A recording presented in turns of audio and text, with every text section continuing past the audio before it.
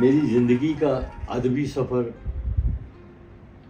भद्रवा college के दौरान पढ़ाई के साथ साथ हुआ।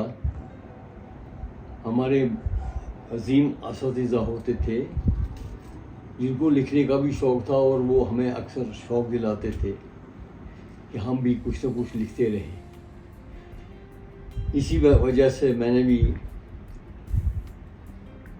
हुमा एक अदबी रिसाला निकालता था शाहीन के नाम से, भद्रवा कॉलेज से अदबी मैगज़ीन। तो हम उसके लिए कुछ न कुछ लिखते रहते थे। वहीं से मेरा लिखने का शौक़ उर्दू की तरफ माइल हुआ और हमारे उस्ताद भी उस ज़माने में उर्दू में बहुत अजीम लोग थे जिनको हम कह सकते हैं गुड़े हुए थे। और ये लोग जो है एक अपना अदबी सबक जो है उस ज़माने में माहौल भी अदबी था। महफ़िलें अगरचे मुख्तसर होती थी लेकिन होती बहुत अच्छी थी अदबी। तो उसके बाद मैं जब यहाँ से 1974 में ग्रेजुएशन करके निकला तो पढ़ाई लिखाई का शौक़ तो पहले से ही था और चाहते थे कि हम दूसरे अजीम लोगों की तरह ज़्यादा से ज़्यादा पढ़ाई हासिल कर लें, डिग्रियां हासिल कर लें।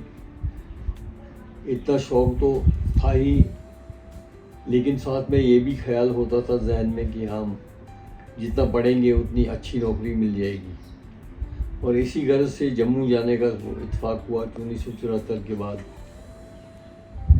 तो उस ज़माने में मेरे बहुत ही मुशफ़िक़ उस्ताद थे। बीमारी की वजह से मैं प्रॉपरली एडमिशन नहीं ले सका। हालांकि मैंने इससे पहले अलीगढ़ में भी फार्म भरे थे और अलीगढ़ में LLB के लिए मेरा दाखिला भी हुआ था। सिलेक्शन हो गई थी, बल्कि दाखिला क्या हुआ। लेकिन मैं चूँकि उन दिनों वो डेंगू फीवर होता था, वो फीवर में मुब्तला हो गया और 15-20 दिन बिस्तर पे रहा। इस दौरान सारी एडमिशन जो है वो बढ़ गई मुख्तलिफ जगहों पर। फिर प्रोफेसर ज्ञानचंद जैन एक होते थे, बहुत ही नेक और खुदा तरस आदमी थे। उन्होंने MA करने के बाद मुझसे कहा कि आप रिसर्च कर लो, क्योंकि हम डायरेक्ट एडमिशन देते इसी सब्जेक्ट में देते हैं और कहीं नहीं। तो टॉपिक एक चुना जाता था जो बोर्ड ऑफ स्टडीज़ की तरफ से आता था। जम्मू यूनिवर्सिटी महदूद थी, छोटी सी थी और नहर के किनारे होती थी जहाँ पुराना कैंपस होता था। वहाँ पर ही हॉस्टल की फैसिलिटी भी थी।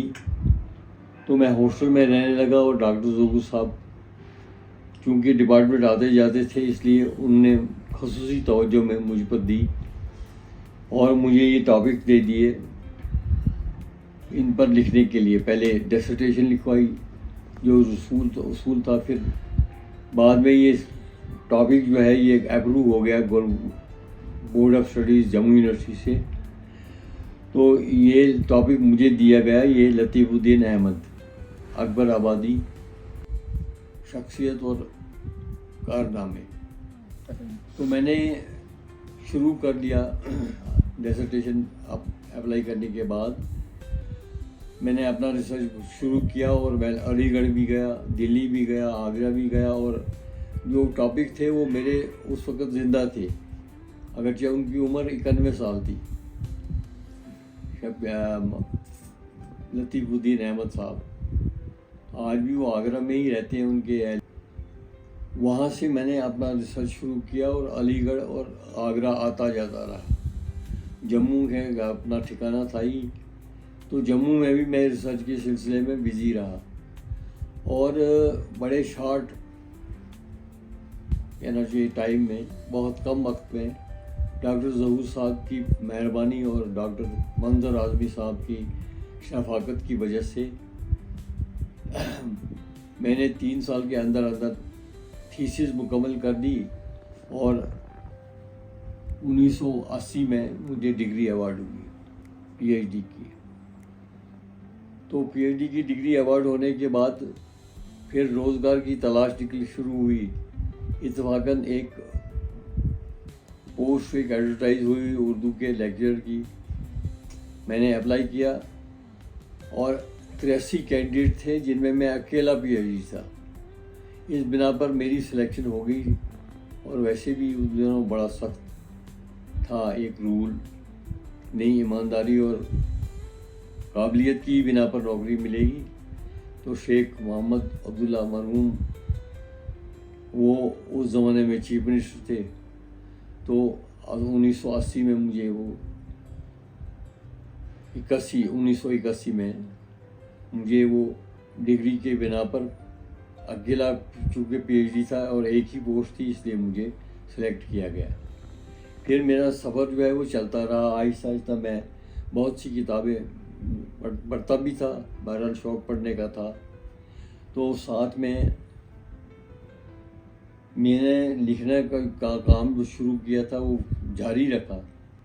इसी दौरान मैंने मरहूम गुलाम रसूल आज़ाद साहब की हालत ज़िंदगी को कलम किया। उनने पहले खुद लिखा था वो, लेकिन चूँकि वो अभी बुज़ुर्ग आदमी थे, थक जाते थे जल्दी, इसलिए और आधा अधूरा काम उनका रह गया और वो रहना तो गए।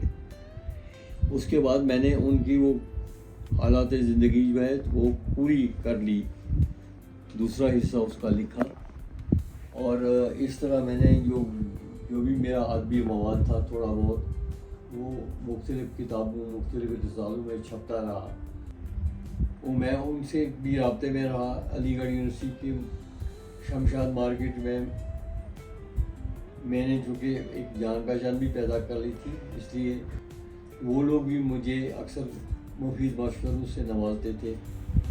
और दिल्ली और अलीगढ़ और आगरा अपने इस टॉपिक की वजह से मैं जाता रहा, आता रहा। और इस तरह लिखने का ये शौक़ जो है जारी रहा। लेकिन फिर बाद में मसरूफियत की वजह से, कॉलेज में अपॉइंटमेंट की वजह से या दौड़ धूप की वजह से दुनियावी धंधों में खोया मजबूरन में।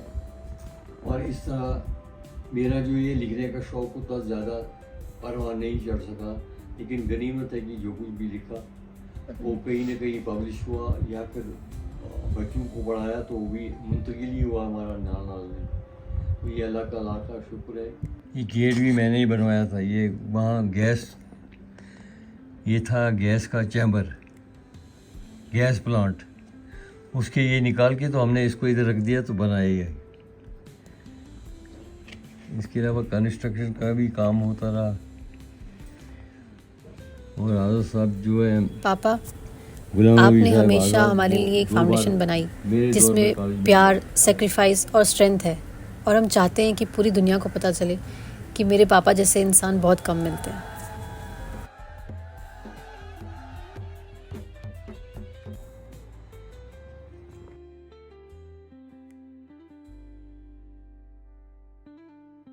पापा ने हमेशा यही सिखाया कि लाइफ में सक्सेस सिर्फ अपनी फैमिली को खुश देखना है, क्योंकि उससे बड़ी कामयाबी कोई हो ही नहीं सकती। ये मेरा साहब है 1969। ये कौन है? पता है 1969 लिखा है। 67 में 69। ये व्लॉग सिर्फ एक ट्रिब्यूट नहीं है, एक थैंक यू है मैं हूँ भी उनके लिए जिन्होंने हमें सब कुछ दिया, कभी रिटर्न में कुछ नहीं मांगा। लव यू पापा, you will always be our biggest inspiration.